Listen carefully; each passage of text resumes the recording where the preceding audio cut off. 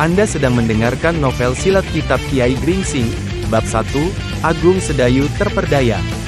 Maka sejenak kemudian mereka bertempur dengan sengitnya. Tubuh mereka berloncatan sangat lincah dan sama-sama cekatan menghindari setiap serangan yang datang.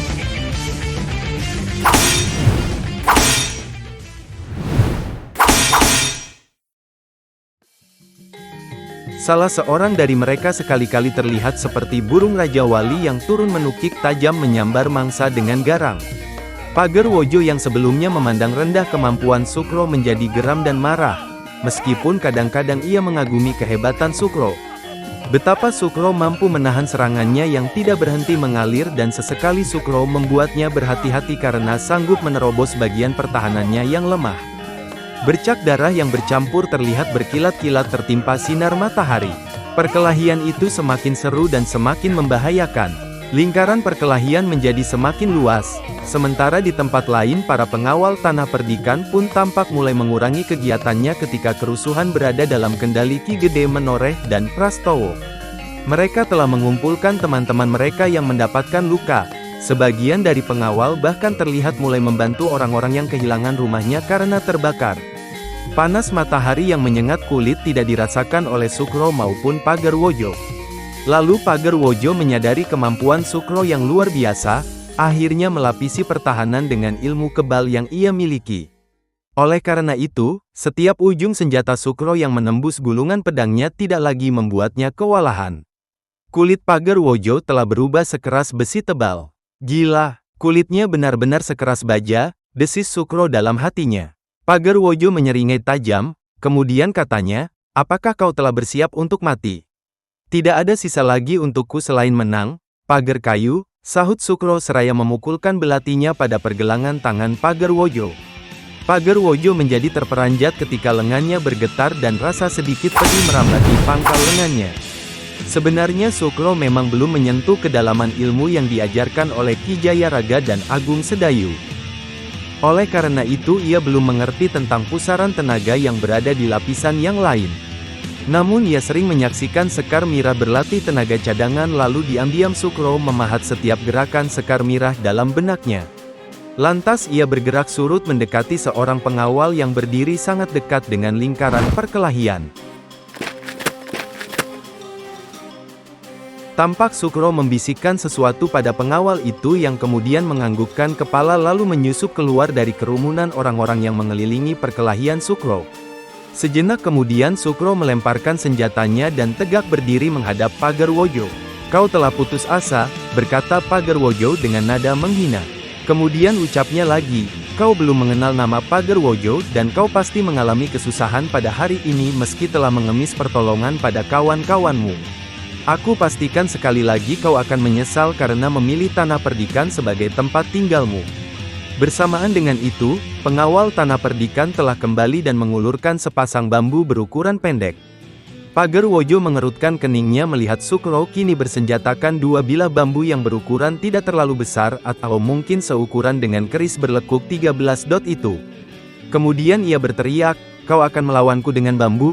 Lihatlah dirimu. Kau bahkan tidak mampu menggores kulitku dengan belati dapur itu. Diamlah, Pager Kayu, sahut Sukro, kau perhatikan baik-baik apa yang akan aku lakukan dengan bambu ini padamu. Sukro bergerak lincah. Dua bambu yang tergenggam erat olehnya mematuk dan menyambar Pagerwojo dari segala arah. Ia tidak mempunyai keraguan kala merasa harus menetak pedang Pagerwojo. Pagerwojo mengumpat tiada henti kala Sukro dapat mencari keseimbangan. Setiap kali Pagerwojo berusaha menekan Sukro, maka yang terjadi adalah Sukro selalu mampu berkelit darinya. Bahkan tak jarang bambu yang menjadi senjata Sukro dapat memukulnya apabila ia tidak mempunyai kecepatan yang sama dengan Sukro. Maka semenjak Sukro bersenjatakan dua bilah bambu, akhir dari perkelahian itu menjadi sulit diperkirakan. Kedua anak muda yang mempunyai jalur yang berbeda dalam mengembangkan olah kanuragan itu benar-benar terlibat sangat dalam dan menggetarkan. Mereka saling membelit dan menerkam, sementara senjata mereka saling menyambar dan menebas. Namun saat itu, nyatalah bagi Pagerwojo bahwa Sukro sebenarnya mempunyai kekuatan yang terpendam tanpa disadari oleh Sukro sendiri. Sukro yang sering melihat Sekar Mirah berlatih tenaga cadangan sebenarnya diam-diam menirukan setiap gerakan Sekar Mirah yang terpahat dalam jantungnya meski hanya sekilas melihatnya. Pada perkelahian itu, Sukro yang beberapa kali meloncat surut agaknya berusaha keras mengingat gerakan-gerakan Sekar Mirah. Selain itu, ia juga mendapat tempaan dari Ki Jayaraga tentang tata cara mengatur pernapasan. Maka yang terjadi kemudian adalah Sukro telah menyalurkan tenaga cadangan yang merambati setiap bagian senjatanya. Oleh karena itu, Pagerwojo merasa bahwa angin tidak lagi berpihak padanya. Ia menyaksikan dua bambu di tangan Sukro tidak mengalami kerusakan yang cukup berarti walau berulang berbenturan dengan dua sisi tajam senjatanya. Pagerwojo, yang tidak ingin menerima kekalahan dari lawan yang dianggapnya sebagai anak ingusan, pun membenahi tata geraknya. Pada saat itu, dari lingkaran lain, Agung Sedayu hanya sekali-kali mengamati perkelahian Sukro. Lurah Mataram itu tidak dapat terlalu lama melepaskan perhatian pada Ki Tunggul Pitu yang sangat tangguh dan ulet. Agung Sedayu menggerakkan kepala kemudian katanya dalam hati, "Aku tidak pernah mengetahui sejak kapan anak itu melatih dua tangannya untuk memegang senjata.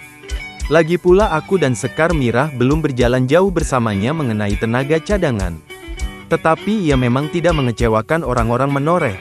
Sementara itu sepasang mata yang membaur dengan orang-orang lainnya pun berulang kali mengangguk. Sekali-kali ia mengamati pertarungan Agung Sedayu, namun agaknya ia lebih banyak memperhatikan Sukro yang belum menunjukkan kemunduran. "Petani sial, kau belajar dari mana cara berkelahi semacam ini? Agarnya kau merambah semua jalur yang sebenarnya tidak mempunyai hubungan," geram Pagerwojo bertanya. "Diamlah," sahut Sukro. "Aku katakan padamu bahwa aku mempunyai jalur perguruan yang khusus dan satu-satunya yang ada di Mataram." "Sialan," Pagerwojo menusukkan pedang pada lambung Sukro, tetapi Sukro dengan sigap melangkah surut dan tiba-tiba membuat loncatan pendek ke samping lalu menyambar Pagerwojo dengan sabetan yang sangat deras. Bilah bambu itu secepat kilat menghantam kepala Pagerwojo, tetapi lawannya bukanlah anak muda yang baru belajar kanuragan sepekan lalu. Ia telah bersiap saat dilihatnya Sukro meloncat ke samping. Maka ia dengan tangkas memapas serangan Sukro dengan menghantamkan bagian tajam pedangnya dengan kekuatan sepenuhnya. Benturan itu sangat keras hingga keduanya merasakan kesemutan hingga pangkal lengan. Namun begitu, Pagerwojo dengan cepat menyerang Sukro dengan pedangnya yang telah beralih ke tangan kiri. Tetapi Sukro ternyata lebih memilih untuk menghindar. Ia meloncat surut, kadang-kadang berlari menjauh. Dan ketika dirasakan olehnya rasa kesemutan itu menghilang, Sukro menerjang lawannya dengan garang. Pagerwojo pun kemudian meniru Sukro yang berlarian saat menghindar dari serangannya. Maka yang terjadi kemudian adalah keduanya saling berkejaran. Saling menjauh saat salah satu di antara mereka menyerang dengan garang. Sekali-kali Pagerwojo mengeluarkan ejekan untuk membongkar ketahanan hati pengawal menoreh yang tangguh ini. Namun sampai pada waktu itu, Sukro masih mampu bertahan atas kata-kata kasar yang keluar dari mulut Pagerwojo. Sukro membalas setiap ucapan Pagerwojo dengan serangan-serangan yang sangat berbahaya. Melihat keadaan lawannya yang tidak terpancing kata-katanya, Pagerwojo pun membalas serangan Sukro dengan gebrakan yang tak kalah garang. Pertempuran antara keduanya kembali menjadi semakin sengit. Orang-orang yang melingkari mereka pun sampai menahan napas karena pertarungan itu sedemikian sengit dan seru. Mereka tidak mempunyai perkiraan tentang siapa yang kalah dan menang karena dua anak muda itu berada dalam kedudukan yang seimbang. Satu atau dua orang mencoba berbisik pada orang yang berdiri di sebelahnya, namun kebanyakan dari mereka hanya menggelengkan kepala.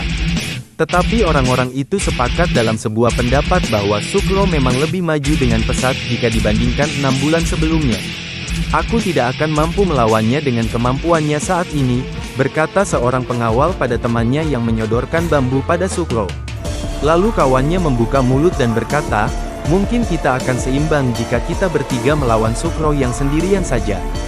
Beberapa pengawal yang mendengar percakapan mereka berdua kemudian menganggukkan kepala. Tampaknya Sukro memberi kebanggaan tersendiri dalam dada para pengawal.